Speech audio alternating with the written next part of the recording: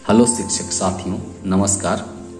बिहार जाति आधारित जनगणना अभी पूरे प्रदेश में सभी जगह चल रही है, जिसमें नज़ीरी नक्शा बनाना और प्रपत्र को भरना सबसे महत्वपूर्ण है। नज़ीरी नक्शा तो आप लोग बना लिए होंगे। बहुत सारी समस्याएं आ रही हैं कि आखिर प्रपत्र को किस तरीके से भरा जाए। तो प्रपत्र 2 को भरने के लिए आज मैं आपके सामने एक वीडियो लेकर आया हूं। सबसे पहले आपको मैं बता दूं कि बिहार जाति आधारित जनगणना 2022 इस तरीके का प्रशिक्षण के दौरान आप लोगों को एक पेपर मिला होगा। इसके जिस ब्लॉक को आपको आवंटित होगा इसका नाम लिखा होगा, साथ ही साथ आपके पास लोकेशन कोड लिखा होगा। ये देखिए, तो सबसे पहले यहाँ ध्यान दीजिए, यदि आप प्रपत्र 2 में देखते हैं लोकेशन कोड में तो जिला लिखा हुआ है। तो जिला में ये जो कोड लिखा हुआ है सबसे ऊपर 29, इसको फिल कर दीजिए। उसके बाद प्रखंड, नगर निकाय आदि लिखा हुआ है। तो दूसरा जो लोकेशन कोड आपको मिला हुआ है, ये देखिए यहाँ पर 19 है, इसको भर दीजिए। नगर और ग्राम यदि आपके पास हो तो सबसे थर्ड में सबसे नीचे लोकेशन कोड दिया गया है। देखिए इसमें 07 दिया गया है। इस प्रकार से यहाँ 0007 भर दीजिए। वार्ड नंबर आपको प्रोवाइड किया होगा, यहाँ पर वार्ड संख्या दिया हुआ है। देखिए देख सकते हैं 003। तो इस प्रकार से इस पर 003 भर दीजिए। गणना ब्लॉक संख्या में आपको यहाँ दिया है 78, तो यहाँ 0078 भर दीजिए। और उप ब्लॉक संख्या यदि आपको दिया हुआ है तो आप भरिए, अन्यथा उसको डॉट कर दीजिए। तो इस लोकेशन कोड सारी जानकारियां आपको प्रशिक्षण के दौरान इस पेपर पर आपको मिली हुई होंगी, जो आपको यहाँ से सारे में फिल कर देना है।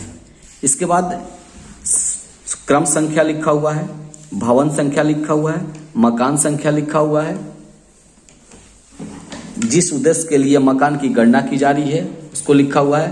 परिवार की संख्या, परिवार के मुखिया का नाम, परिवार में कुल सदस्यों की संख्या, परिवार के क्रम संख्या, दौरे की तिथि और परिवार के मुखिया का हस्ताक्षर।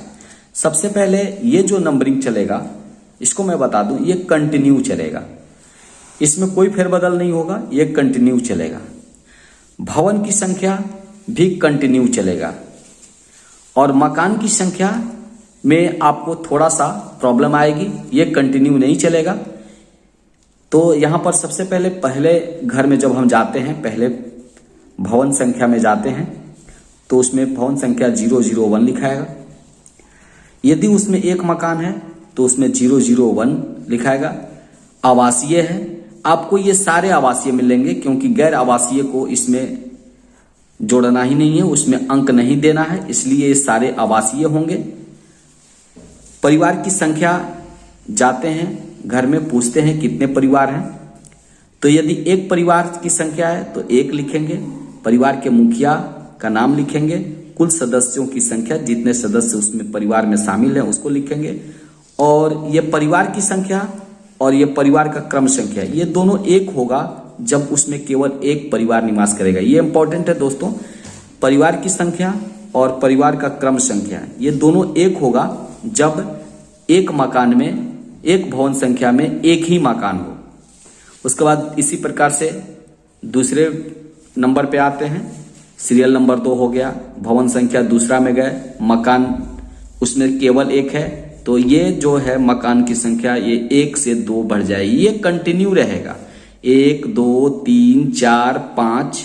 उसके बाद इस 5वें मकान में यदि 3 परिवार हैं तो इस तीनों परिवार में मकान संख्या जो है 5-5 लिखा जाएगा। ये सबसे इंपॉर्टेंट है।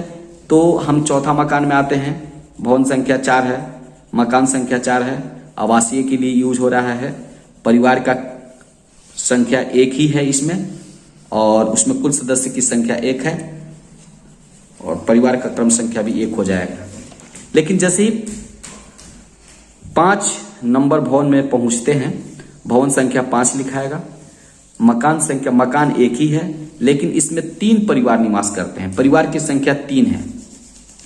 तो 3 परिवार की संख्या, तो सबसे पहला जो बड़ा परिवार है उसके मुखिया का नाम लिखेंगे, उसके सदस्य की संख्या लिखेंगे और उसके सामने परिवार के क्रम संख्या में 1 देंगे।